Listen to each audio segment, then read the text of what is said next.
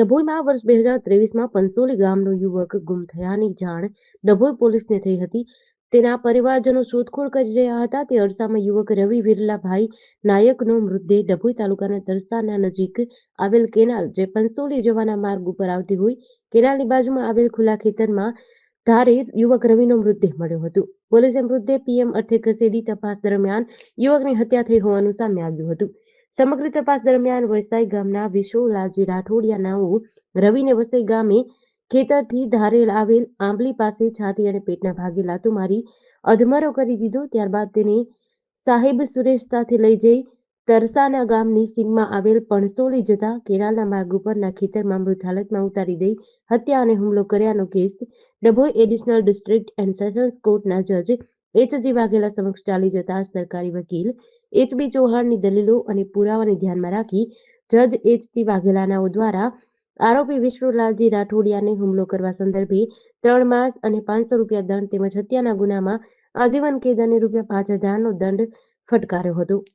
અને 2023ના અરસામાં પણસોલી ગામના રવિભાઈ વિરલાભાઈ નાયકનાઓ ગુમ થતા તેઓના સંબંધીઓ શોધવા નીકળેલા અને તેઓની લાશ તરસાણાથી પણસોલી વસાહત તરફ જતા કેનાલવાળા કાચા રસ્તે એ ખેતર પાસેથી મળી આવતા તેઓના સંબંધીઓએ ડભોઈ પોસ્ટેમાં જાણ કરતા ડભોઈ પોલીસનાઓએ આ સંબંધેની તપાસ ચલાવતા આરોપી વિષ્ણુભાઈ લાલજીભાઈ રાઠોડિયા રહે વસઈ નાઓએ સાહેબ સુરેશભાઈ રાઠોડિયા નાઓની હાજરીમાં વસઈ ગામના એક પટેલના ખેતરમાં તેઓ સાથે બોલાચાલી કરી તેઓને પેટ તેમજ છાતીના ભાગે લાતો મારી તેમજ મુક્કાઓ મારી અધમુઓ કરી નાખેલ અને ત્યારબાદ તેઓની મોટરસાયકલ ઉપર મરણ જનારને બેસાડી સાહેબ સુરેશને પણ સાથે લઈ